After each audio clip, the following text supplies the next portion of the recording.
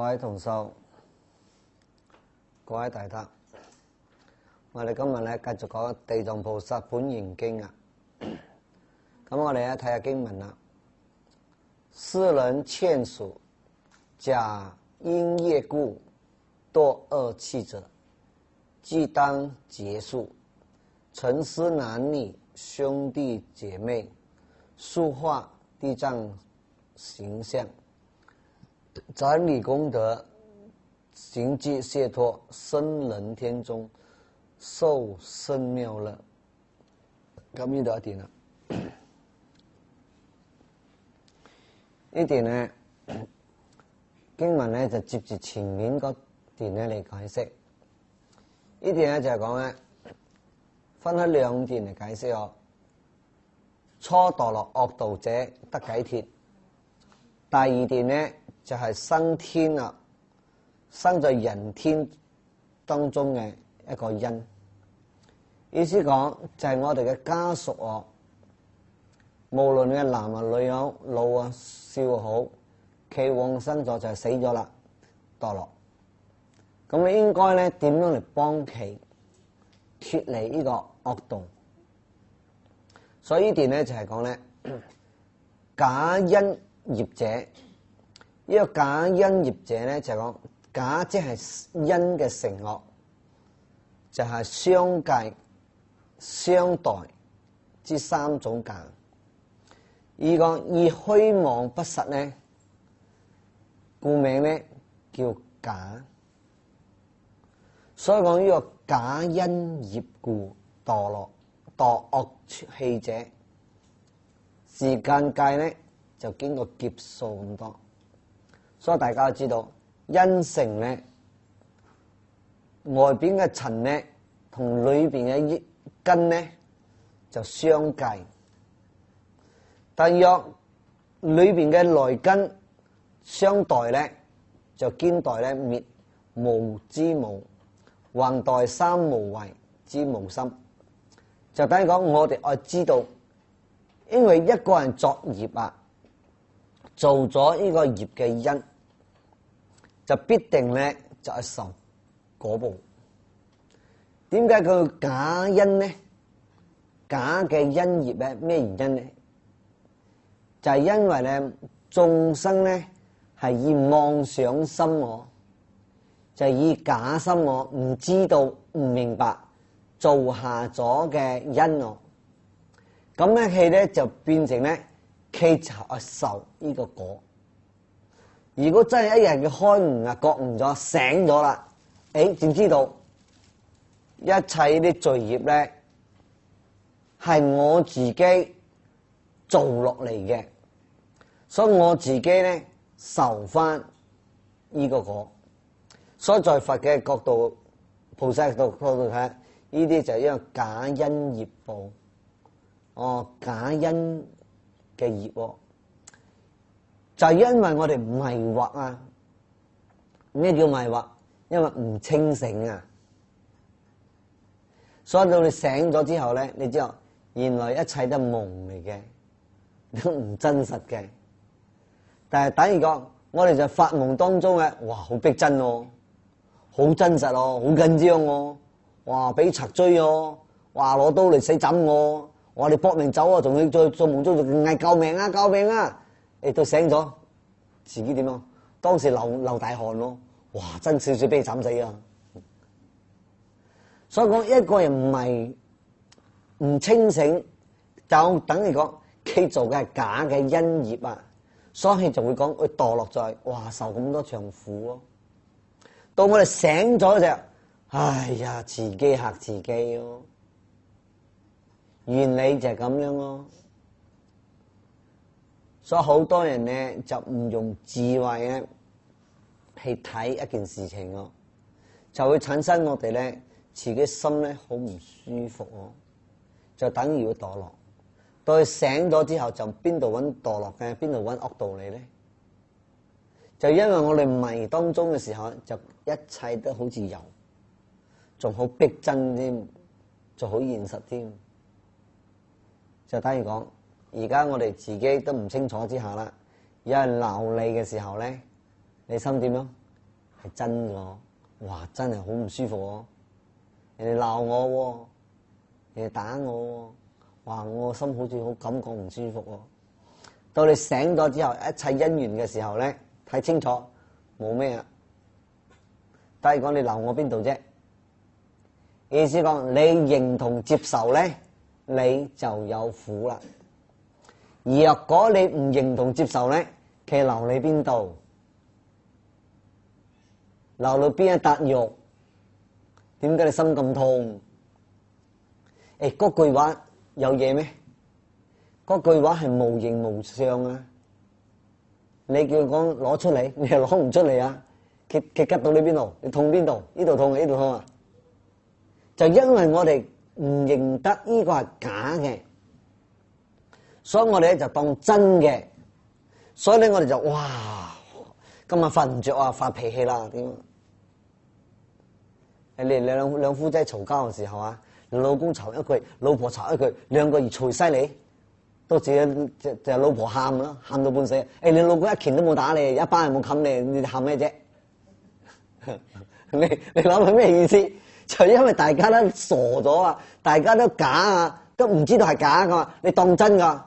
哦，如果你老公一巴掌冚落去啊，你講有得痛啊，你仲喊啊，仲有理由講，人哋冇打你咧，淨係鬧你，你喊到咁樣樣咧，好多係死唔生咁樣嘅。所以我哋講呢度咪白痴咯，有咩？呢度傻嘅。所以話就係假因業故咧，我哋就等於處境就咩？在惡道中啊，受緊惡嘅苦啊！一日脫離唔出，兩日脫離唔出，咪叫咩？叫輪迴咯。剛才先生留嚟嗰句話，你不斷在心啊，唔能夠跳過啊，你唔能夠睇清楚啊，所以你咪喺度輪迴咯，不斷在痛苦輪迴，痛苦輪迴，日日咁樣，天日日咁樣，明日咁樣，後日日咁樣，一路放喺心裏邊，一世兩世都係咁樣可以咁計嘅。所以點解呢啲嘢就係因為我哋睇唔清楚，就會產生咁嘅問題出嚟。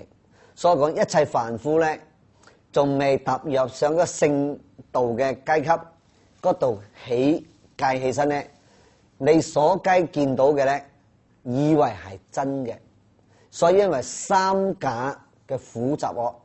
煩惱咧就隨從啦，結咗呢個業咧就慢慢咧現生起咯，就好似個藤啊，一生咗就跟住攣噶咯，越攣越長喎，越捲到成個泥巴都滿晒喎。就講我哋煩惱從呢啲咁嘅原因一嚟咧，咁啊你就生死浩然啦，是故咧就墮落咗惡曹之中。沒錯，你係過住咧咁痛苦嘅生活咯，第二嗰步咧肯定點樣？墮落惡道，時間我經幾耐咧？照計嚟講，當劫數啊，當劫數。就話佢一日咧唔出嚟之意，但係嗰一日佢唔醒啊，佢仲係在地獄之中。早日醒咧就早日解決。但係最嚟講翻一句話，地獄在邊度咧？地獄就在我哋嘅世間。咁地獄在邊度咧？地獄就在你嘅心。今日你痛苦咧，等於今日咧你就為咗嗰一句話嬲一世人啦。咁你一世就處在咩？就係處喺地獄之中。而家係假個，到時就變成真嘅地獄喎。你明白喎？所有地獄都係在我嘅心，地獄都係在呢個人間。你睇下呢個世間唔係有地獄咩？你係感覺下醫院睇下，呢個肚打開嚟，個腸拉出嚟，等間又攰手，等間個攰腳。我話你眼有問題挖眼，心臟有問題挖心嚟睇。呢啲唔係地獄咩？地藏經唔係講要挖心咩？嚇！餓鬼道都好似我哋呢個世間都係有啊。你睇有啲得咗喉癌嘅人啦，食唔落嘢噶，你叫佢飲一滴水點樣？係等於喺度火燒啊！你知唔知啊？同餓鬼冇咩差別啊？你知唔知道啊？所以你哋咧聽地藏經咧，你唔好讓佛講嘅哇，好似科幻小說啦，又好似哇真係有地獄喺邊度？佛咧就以一個咁樣情形講俾你聽，其實地獄咧就在我哋各人嘅心中。你做咗咁嘅因，你受咁嘅地獄嘅苦啊，就係咁嚟啊！愛脫離咧，真係在你嘅心脫離啊！所以我哋講修行先認識個心先啊！如果修行嘅唔認識個心，你修乜嘢喎？你一離開邊就衝嚟衝去，嗰隻烏蠅咁樣撞嚟撞去，撞到頭爆都揾唔出嘢啊！你知唔知啊？所以真正明白識修行咧，就因為在心裏邊睇假嘅，我哋咧即刻咧就放棄，冇氣執着氣。所以我哋講一切假因緣啊，所造成嘅嘢咯。所以我哋咧就要隨從自己啲煩惱啊，就會隨從地受苦咯。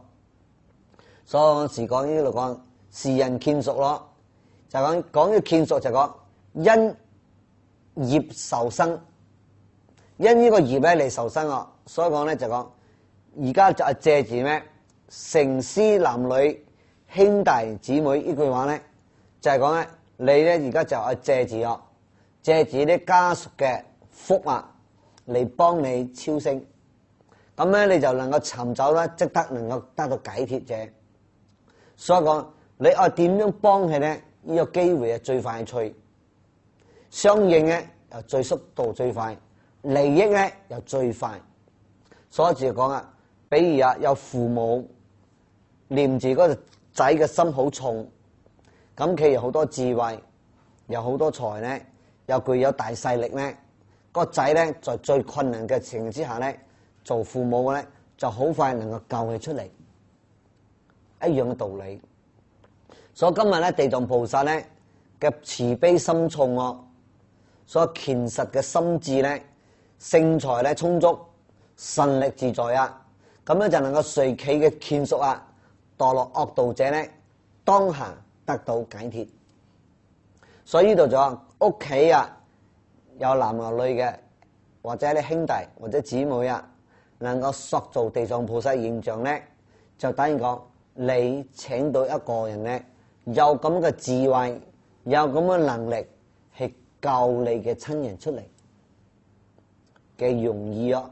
所以你嘅親人咧就能夠咧得到解脫，生在點樣？生在人天之中，受咧好殊勝嘅妙樂。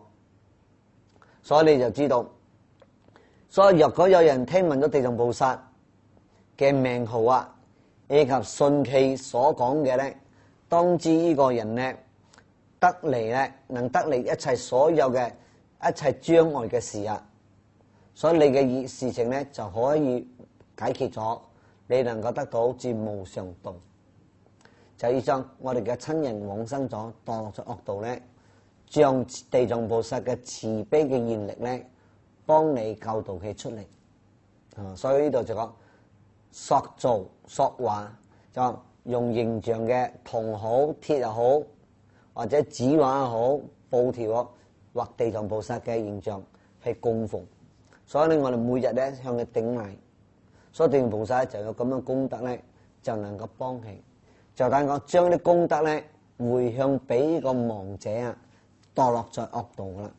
呢段就等講用地藏菩薩嘅方法咧嚟超度我哋嘅親人。簡單解釋就係咁啦。因為咧佢未醒啊，自己冇辦法脫離啊，所以就係靠人哋幫佢咯。如果自己能夠醒嘅咧，就唔需要咯。所以我明白啊。好，再睇下一段啦。世人勸屬，如有福力，以生人天，受生妙樂者，即成施功德，轉增聖因，受無量樂。咁呢一段咧就比前面嗰段咧又加深咗一層咯。意思講世人勸屬咧有而有福力啊，已經生到人天咧。意思講嘅本嚟咧就已經生到天上咗啦。就係因為家屬嘅功德力咧能夠幫到佢，所以個亡者咧佢本身咧有呢個福力，有呢個福報嘅力量咧。佢已經生到人道啊，或者天上啦，受緊最殊勝嘅妙樂咧。如果家屬再更加同佢做啦，能夠乘住呢個功德嘅力量轉增加嘅聖恩啊，受無量嘅樂啊！呢度就係講啊，增轉聖恩咧，就係等於講入咗三成嘅地位啦，受出世之妙樂嘅樂啊！做咩叫三成咗？聲聞緣覺菩薩，所以你已經入咗呢個聖恩嘅地位啦。所以講佛咧在增阿含經咧裏邊咁講啊，佛講俾比丘，凡夫之人咧不做功德，不得四時供養，復不免咧三惡道苦，是為身心具不樂。作功德阿羅漢咧四時供養，無所法典啊，復免三惡道苦啊，是為身心具樂啊。此則係增聖恩啊，則身心具樂也嘅意思啊。咁呢段就係講咧，如果呢個人咧生前有修行，所以講佢嘅功德咧，本嚟咧就係已經升上天上啦，可以上天享天福啊。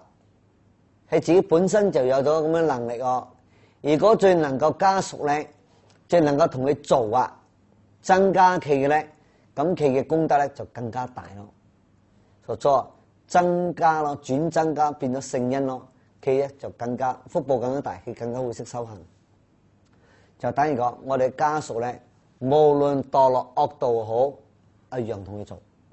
無論佢已經能夠投胎生咗在人間啊，大富貴即係人間受緊好快樂，有家屬更加同佢做咧，佢嘅福報咧，佢仲更加大。就係咁樣。如果佢生咗天上咧，家屬更加同佢做咧，佢嘅福咧功德就更加超升，就等於講可以更加高。所以講，無論咧我哋嘅親屬過身咗咧，我哋咧都愛同佢做。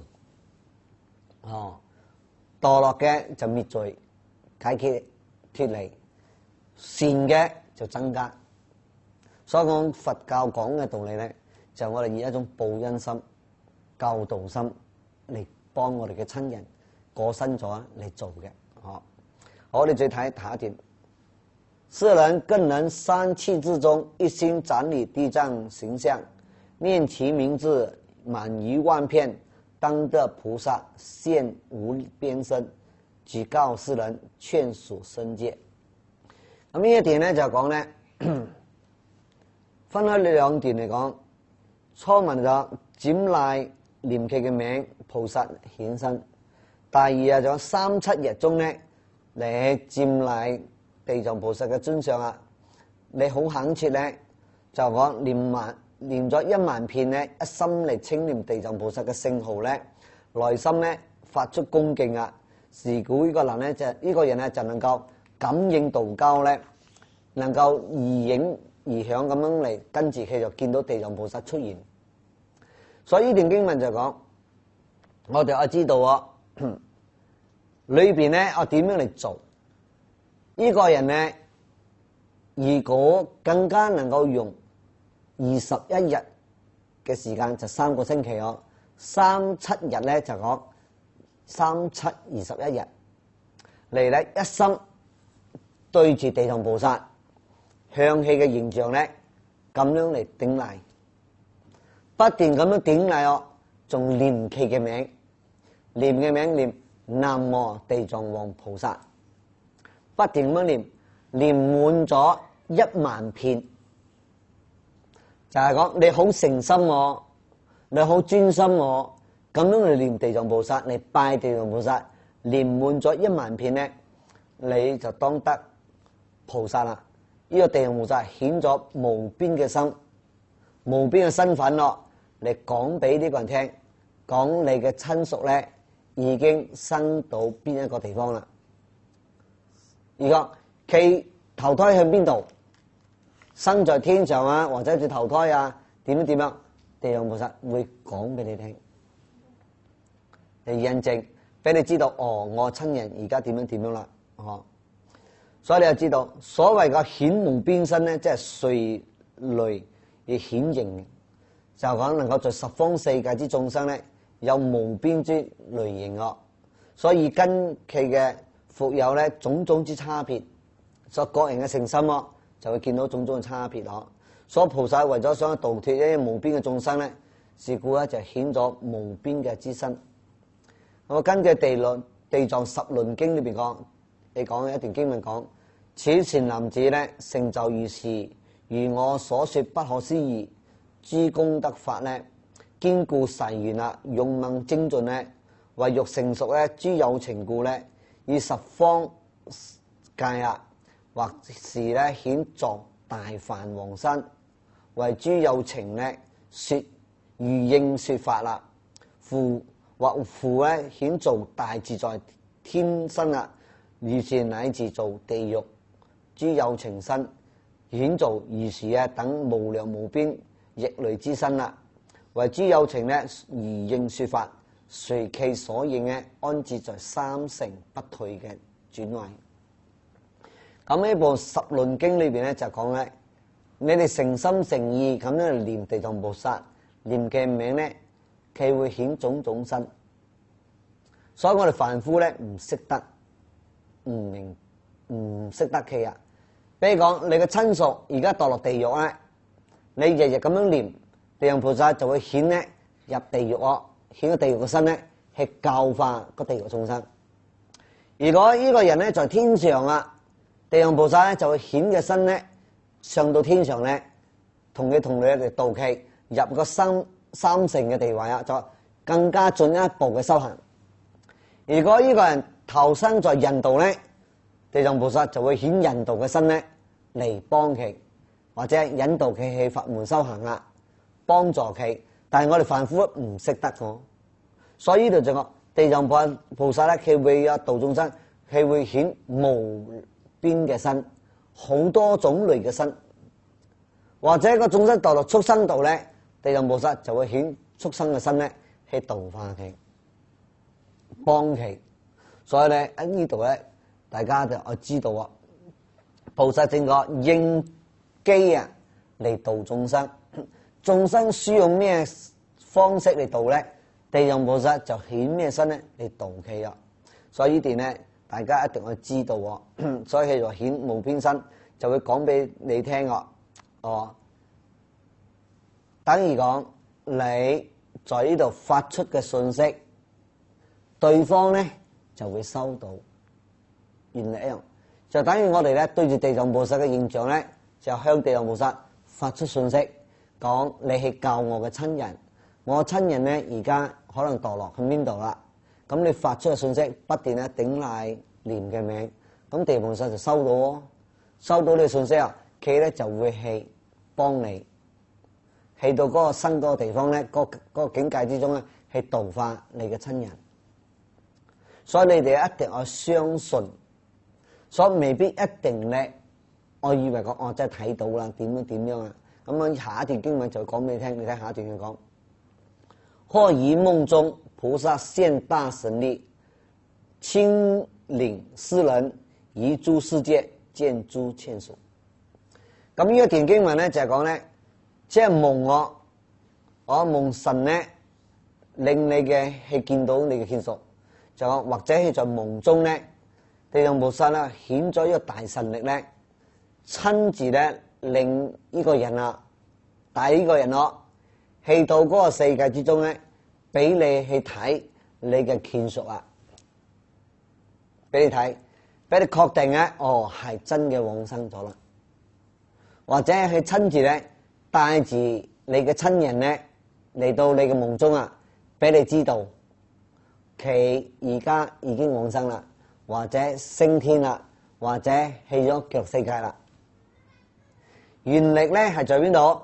原力就係講家屬好誠意，在呢個3個禮拜裏邊，3個星期裏邊咧，好誠意不斷咧念地藏菩薩嘅名，每一日都念1萬遍，每一日都念1萬聲，咁誠意咁感動到地藏菩薩咧，會親自嚟幫你所以呢個係地藏菩薩嘅悲願大家知道。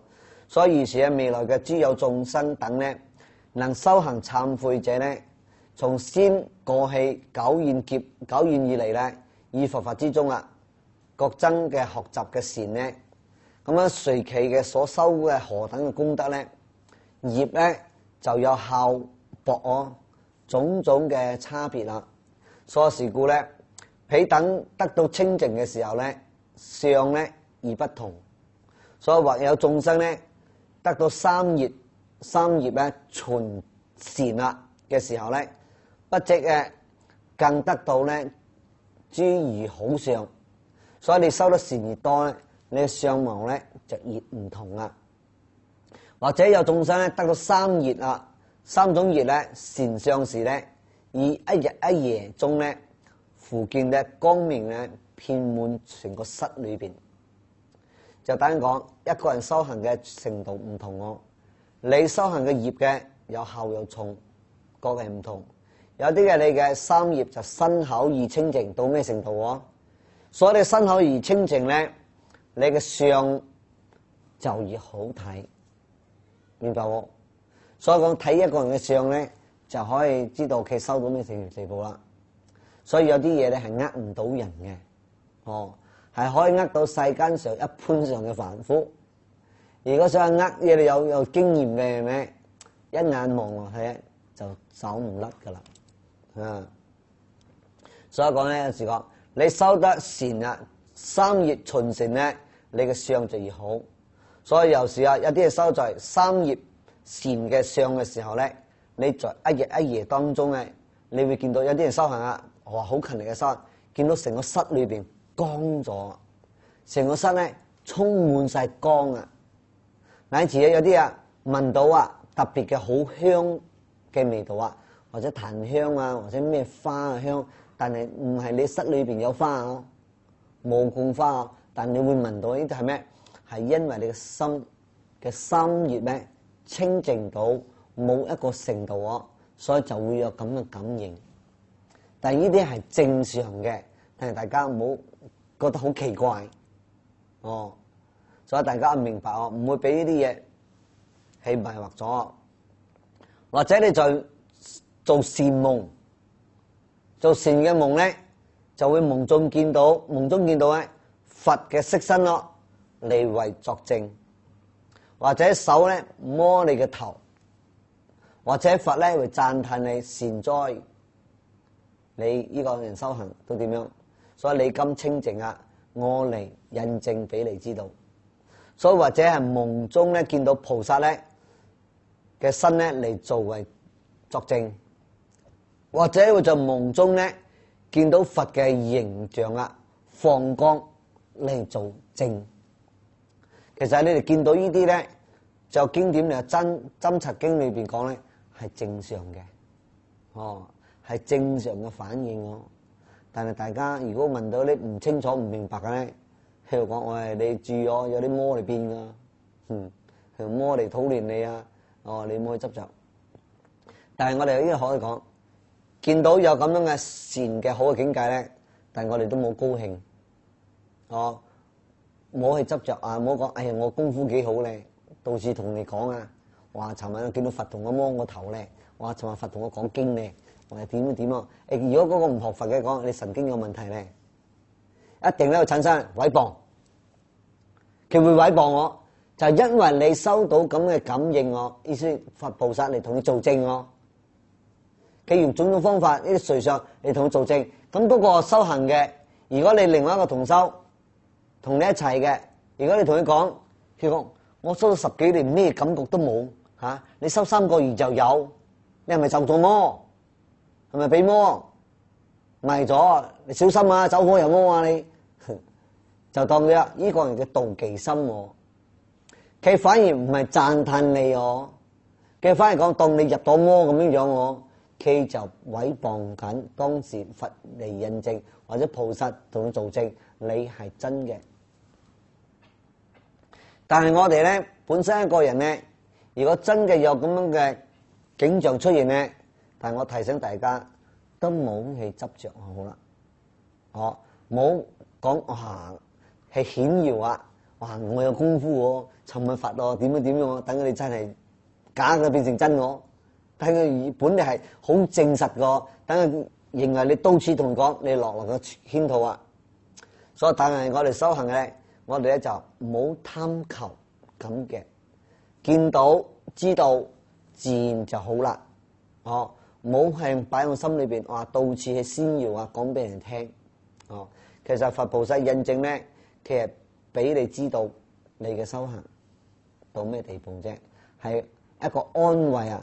等於講咧，用而家白話嚟講，等於個獎勵啦，獎勵你好用功啦，顯俾你睇啫。在夢中啊，或者點樣，其實咧係你心善咗，正會同你相應嘅啫。你心惡咧，點樣修都唔能夠同相應噶啦。哦，所以你第二隻就係證明咗你嘅心善。哦，佛菩薩在夢中咧顯俾你睇，同你印證。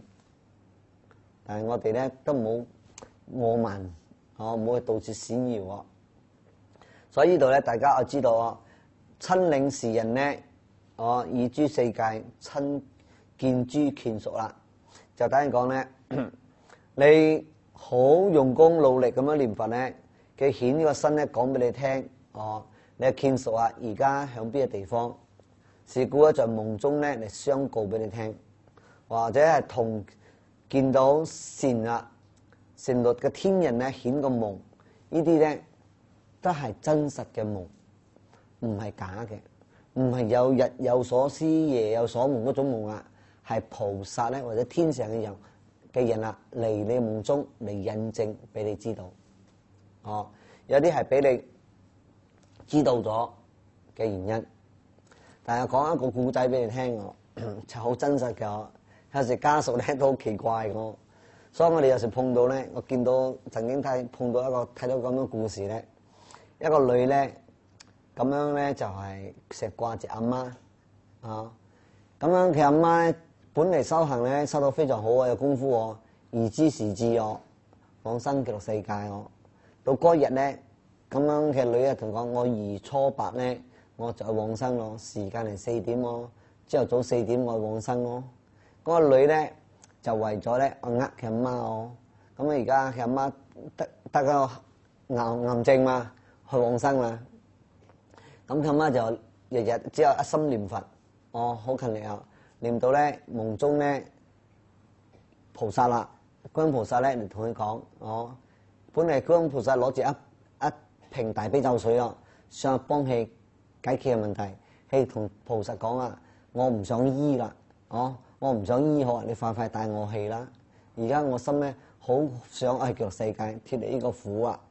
哦，菩薩睇到咁樣就相應好，就唔醫你啦。咁啊，菩薩同佢答啦，好，2初8咧，朝頭早4點，我嚟帶你。你同佢講咗呢句話咯。咁樣咧，佢阿媽咧都有將呢件事情講俾個女聽喎。咁其實女都有聽到啊，同佢親戚啊講，咁啊叫埋佢阿姐我過嚟送氣啦。哦，因為佢阿姐咧本嚟都係佛教徒喎，咁樣就睇到佢阿妹咧，雖然好勤力，只係識收一句南無阿彌陀佛，即係乜都唔識啊。唔好似阿姐話乜嘢識啊，又呢啲咒又識，嗰啲又識，乜都識啊，就要睇唔起氣，有冇可能嚇？借一句阿彌陀佛就可以唔知自知啊？係講求其信下先啦。但係佢阿妹要求佢我就去走啦，我哋姊妹一場，你送我一程啦。咁佢阿姐雖然聽聽我，但係唔敢駁氣啦，心仲係懷疑啊，就唔知係唔係嘅。咁啊借頭借路講，哎呀我新抱生個孫啦，我翻去煮飯啦，我去幫佢照顧啊，我唔得閒送你啦。咁同阿妹講，阿妹講，既然咁樣，冇勉強啦，就冇勉強啦。咁到咗嗰日2初8咯，真嘅往生我。咁樣佢呢個病者咧，就見到阿彌陀佛同諸聖眾已經嚟咗咯，好清楚喎。但係咧，佢就叫個女啊，快啲去上香喎，快啲上香喎。咁佢阿媽問我。而家幾多點啊？啊，因為講4點往生啊，咁樣佢女同佢講啊，明明同講仲未到啦時間，而家仲3點半啫啦。佢佢阿媽嚟，點解我有遲多半個鐘頭就4點噶啦？但係佢阿媽已經見到菩薩已經嚟咗咯，佢目的想多挽留佢阿媽多半個鐘就得半個鐘頭，但係佢阿媽就同佢女講。你唔好呃我，而家已經4點咯。你根本睇唔到鐘。你講你唔好呃，而家4點啊？點解我知道菩薩答應講4點嚟噶嘛？咁菩薩出現咗就肯定4點，你仲呃我講而家3點半？佢唔理嘅，女嗰3點半好啊，佢一樣見到菩薩，佢就往生咗啦。好，咁佢阿媽咧已經往生咗啦，冇相干啦。咁佢女咧明知道佢阿媽俾佛菩薩接咗去極樂世界咗，佢心仲好掛住阿媽哦，日日喺度喊啊喊啊喊喊。咁佢阿媽就睇到喎，當嗰一日啊，就真係在夢中喎出現咯喎，哦，出現見到阿媽哦，佢好掛念阿媽。咁阿媽咧就嚟咗啦，話着咗個衫咧，就好似菩薩嘅衫咁樣喎，好靚哦，好莊嚴喎。咁樣佢個女啊就快快抱住阿媽嘅腳，攬住阿媽嘅腳喎。哇！見到佢阿媽坐住個文殊師利菩薩嗰個獅子咁樣樣啊嚟咗，哇！見到阿媽嚟咗，哇！變咗菩薩咯，好歡喜咯，攬住阿媽嘅腳，哇！同阿媽講：我想念你啊，點樣點樣點樣點樣點啊！我話講到埋一大堆話，然後佢阿媽同你講一句話：你勤力精進用功念佛咧，我3年後咧就嚟大企。我你講咁啊，唔得唔得，阿媽如果唔得唔得，阿媽一腳踢開佢咯，一腳踢開咗。阿媽講：你好好用功念佛，佢死扯住阿媽唔想嘛，唔想俾阿媽反你啫。阿媽一腳就踢開佢咯。第一個，佢就講：你好好用功3年咧，3年後咧我嚟接你。你既然咁想念我啦，我3年後嚟接你。佢女馬上就話：唔得，我仔仲細，咁都唔得，唔可以咁早氣嘅。點樣點樣點咗？因為到而家17年我都未往生我。佢阿媽答應講佢咧，佢絕對唔會呃佢咧。佢講你咁想念我嘛，咁想掛念住，咁想同阿媽在一齊啊。阿媽就講：你勤力用功3年，我咧就嚟接你啊。就等於講，如果你相信阿媽講話，你就預知時至咗嘅，3年後阿媽就帶你進入世界咧。佢台灣人係諗到咩？我仔仲咁細咧，唔得嘅。如果我走咗冇人照顧嘅，點樣點樣？所以阿媽一腳踢開你咯。所以你呃唔到菩薩嘅。過後咧，17年後過咗17年咯，仲響度我未死。點解？佢驚啊！佢驚嘅話真嘅用功3年，佢阿媽真係帶咗佢走啊！所以呢啲就好明顯講咩？好明個嘴成日講想同阿媽響度一齊，想同阿媽響一齊，但阿媽講3年後帶你就驚到佢死啦，知啊？證明咧有時人假我，所以帶你嚟往生嘅極樂世界，你見到啲女一成喊阿媽翻嚟啊，俾我知道啦，你好清楚嘅。點解你唔翻嚟咧？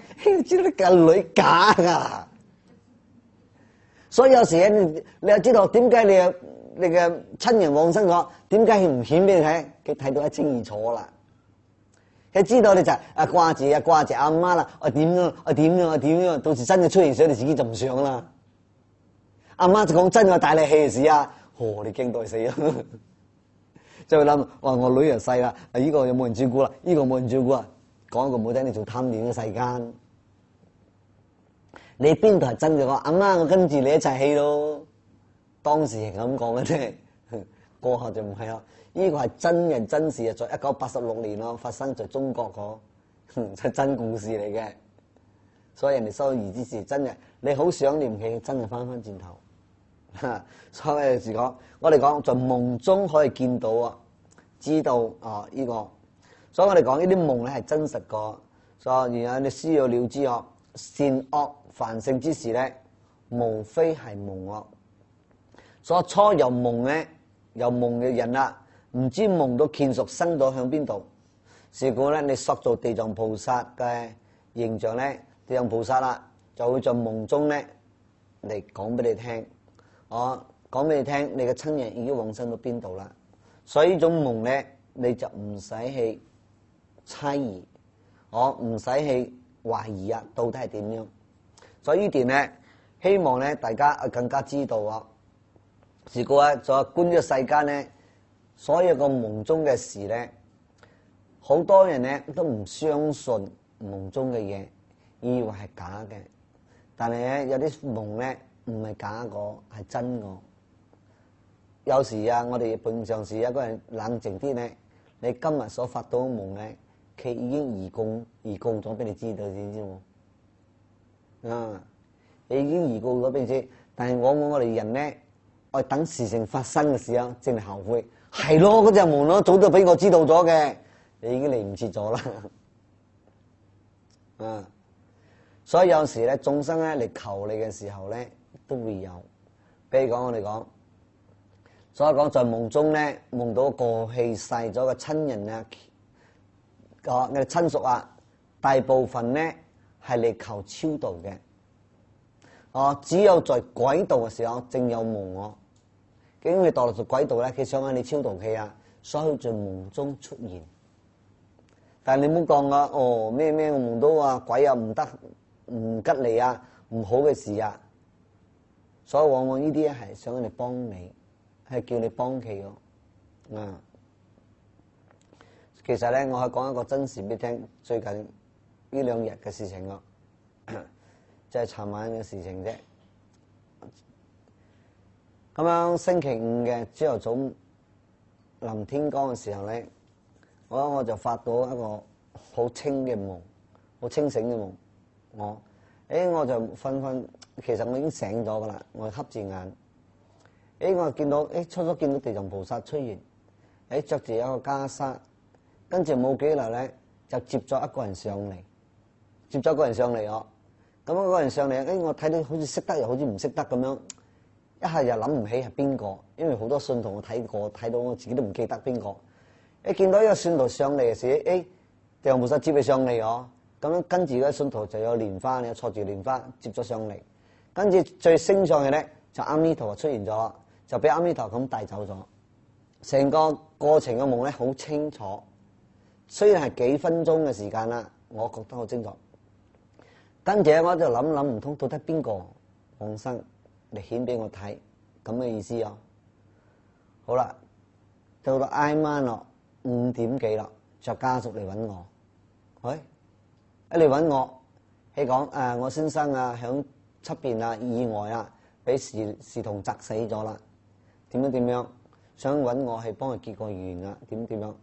我一諗啦，奇怪亡者佢前一日死咗，而家嚟識揾我，其實我已經知道咗，佢俾我睇到，所以我都係照做，係幫佢做，但係我冇講俾家屬聽。俾家屬知道，後來咧我係幫佢做，我俾做係同佢點樣睇到清清楚楚，佢仔係走咗，所以我就講俾佢其中一個仔聽，你阿爸咧，你哋未揾我之前咧，你阿爸咧就已經顯咗俾我睇咗咯，係地藏菩薩接起上嚟咧，佢意外死咗，地藏菩薩接起上嚟咧就交俾阿彌陀，由阿彌陀接咗去個世界，到最後真係認證真嘅去咗個世界。所以有時嗰啲夢咧唔係假我，所以我哋唔好當幻想啊一大堆啊。有時亡者咧佢早就嚟揾你。咁呢個往生嘅咧，佢坦白講識得我10幾年啦。從我初出家嘅時候咧，佢就識得我。就雖然咧佢好少見面，我哋最後一次見面咧係在邊度？係在美國，在美國見面啦。我有時翻咗嚟咧，所以人咧愛死啊死啊，乜嘢都諗得，咩都做得出嚟哦。你意料唔到啊，唔係代表佢冇修行哦，佢修行咗咁多年，唔係代表佢有咁啊。呢個咧就係佢通過一種業報啊，咁樣嚟受所嘅業咧，佢就往生嘅世界。所以每一個人走嘅有奇奇怪怪嘅方法。咁如果我哋明白，我哋就唔知道，佢就唔係佢，就唔可以講佢呢個人業障重啦，旺死啦。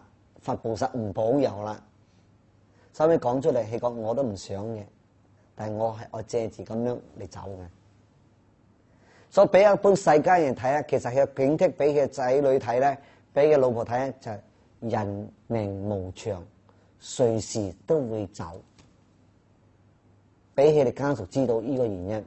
其實呢個我發呢個夢事咧，我覺得奇怪。真係家屬嚟揾我水，正印證咗真係事實嘅嘢。所以講我哋只有夢咧，有啲唔係假個，有啲係真嘅。但係我哋人類咧就係咁樣咧，去等事情發生咗，正講係真嘅。如果係天災人禍、災難啦，本嚟係明明俾你警惕咗，叫你想逃過一劫嘅，但係偏偏唔信啦，自己攞嚟衰嘅啫。其實有啲好多已經預早知道咗嘅，你知唔知道啊？啊，睇下，所以夢中如果你夢到咧，你嘅親人咧顯咗俾你睇，菩薩俾你睇，你唔好再去懷疑啦，又唔好到處去問啦。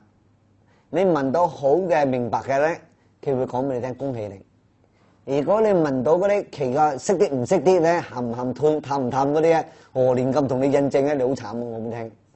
明明親人往生咗，如果未噶啦，你阿爸你阿媽做咗咁多惡業啊，你應該超度嘅。嚟呢度我佛堂啱啱好啊，做啊布施啦，嚟啊嚟啊！啲人就係咁啊嘛，冇嘢揾嘢嚟啊！所以有啲佛堂咧，有啲出家人真係趁機會喎，講句冇聽係趁火打劫喎，講俾你聽。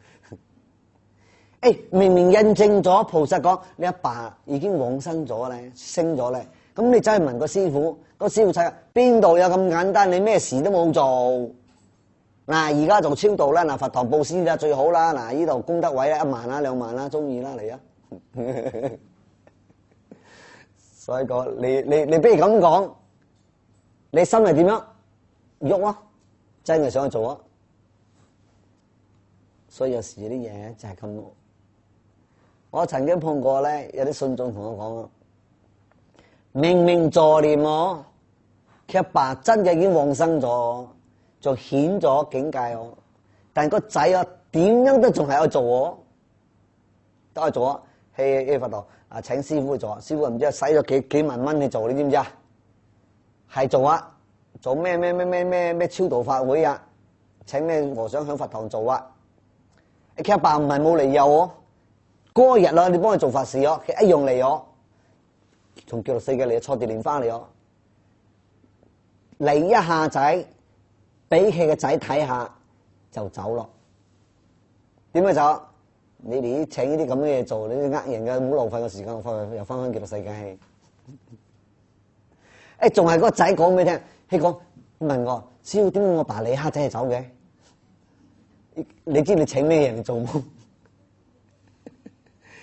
好好老老實實念佛，唔愛就搞埋清清查查咁樣，所以阿爸都唔想同佢參加，開埋呢個生日 party 啊！你知啊？我嚟睇下好啦，我就走咯。個代表我有嚟到，但係我唔想參加咁嘅嘢。所以個仔咧。仲未醒咯，仲有嘥幾萬蚊嚟搞埋嗰啲，俾嗰啲和尚靜靜查查咁樣，冇咗好開心。哎呀，有時啊，我唔知係點樣講啦。我講咧，人哋又講，哎呀，我中傷人哋啦，我妒忌人哋啦，有錢唔識賺啦。所以講呢啲係你哋嘅錢，係你中意。其實我講，你相信你嘅親屬已經往生咗，你就唔需要做嗰啲奇奇怪怪嘅。你咧就老老實實念佛啦，做啲有公益嘅事情咧，你回向俾阿爸，俾你嘅親屬就更加實際咯。所以有時咧，我講剛才講個故事咧，一樣嘅道理啊。平常時講，哎呀點樣啊，到時真嘅出現事咧，佢就唔係嗰回事啊。所以有啲嘢咧就好奇怪噶。好，呢段咧就講夢中嘅事情啦。我跟住睇下一段啦。更能每次念菩薩名千遍，至於千字，是人當得菩薩前所在土地鬼神終身未復，現世衣食豐溢，無諸疾苦，乃至橫世不入其門，何況即身，是人畢竟得菩薩摸頂受記。咁呢一段咧就講咧，就係講俾我哋聽咧。呢一段係另一段講呢個人啊，更加能夠咧每日啊都能夠念地藏菩薩嘅名1000遍，就係等於講1000聲。每日都念，時間咧有幾長咧？1000日，1000日咧等於講3年咯。1年就365日啦，3年咧就應該有1000日。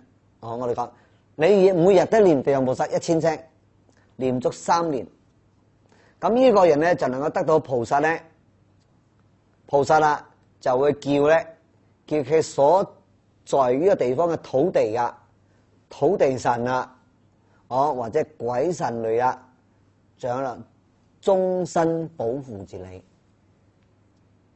呢啲嘅鬼神係善嘅，唔係惡嘅，你放心。你唔好當佢話鬼啊，淨係神就善咧，神都有惡嘅神咯。鬼都有惡嘅鬼咯。但係呢啲咧，你每日念地藏菩薩嘅名咧，地藏菩薩會叫呢啲鬼神咧係善嘅嚟保護你。聽好啲咯，唔係一日保護啦，終身咯，終身咯，係你一世人咯。咁你每日咁勤力咧，用功咧，念地藏菩薩咧，地藏菩薩日日保護你就唔使帶咩佛牌噶咯，唔使帶咩符咯，在你身邊咯，日日係唔係一個兩個，一大班咯，日夜保護住你咯。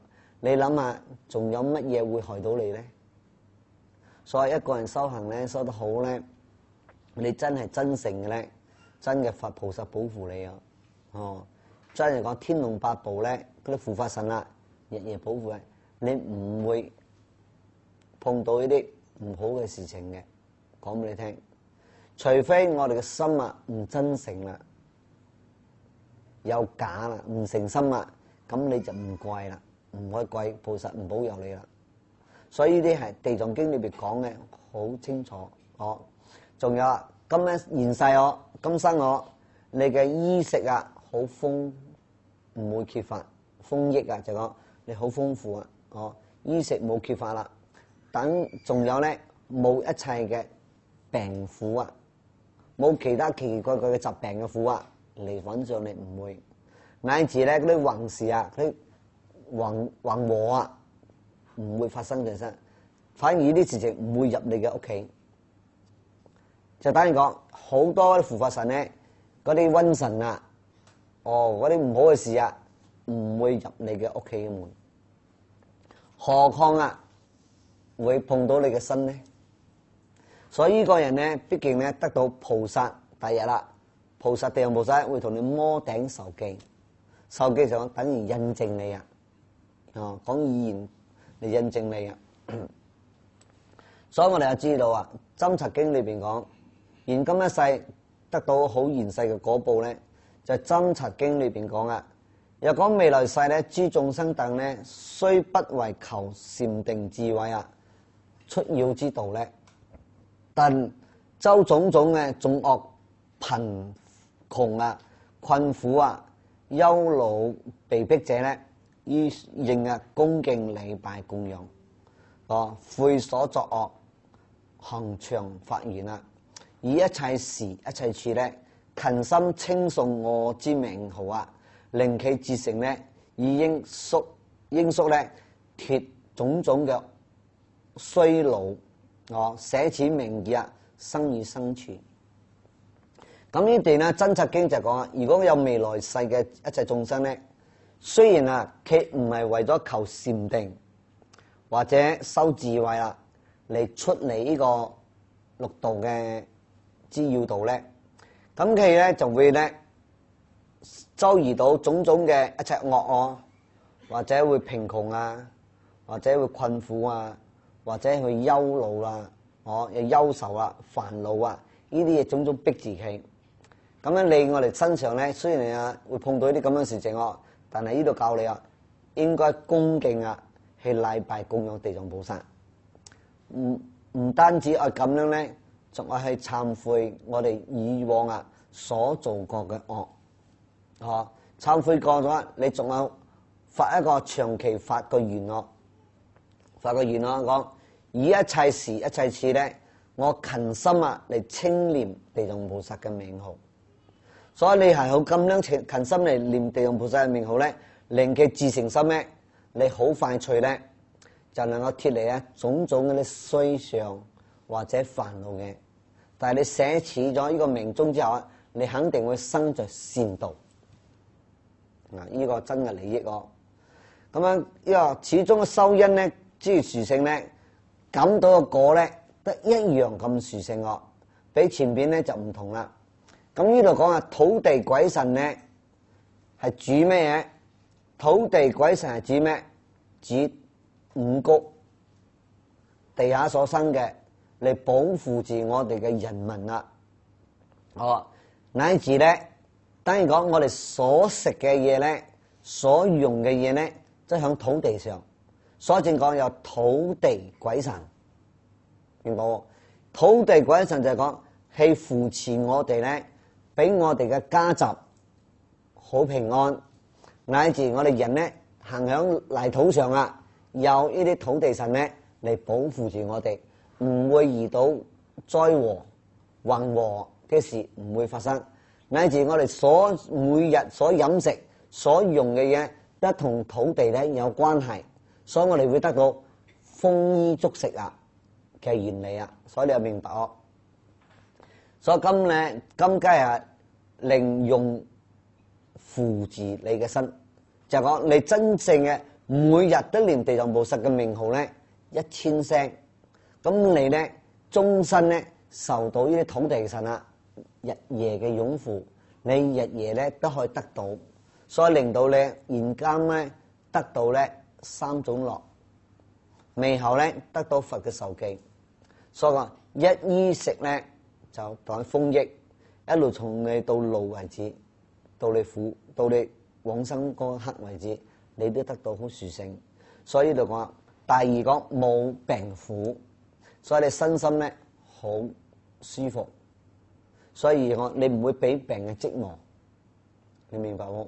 所以講3種事咧得斷絕啦。災禍咯，豐衣足食啦，冇病苦啊，所以你所着嘅咧全部都得，所以現世咧在人中之報咧，雖然事情係好少，但係呢個人畢竟咧能夠得到菩薩嘅摩頂安慰，親自咧同佢受記啊，所以就講呢個咧，大家希望知道出世間嘅冇講唔成就嘅，所以因為就地藏菩薩威神利益能夠得到此嘅果報。希望大家明白。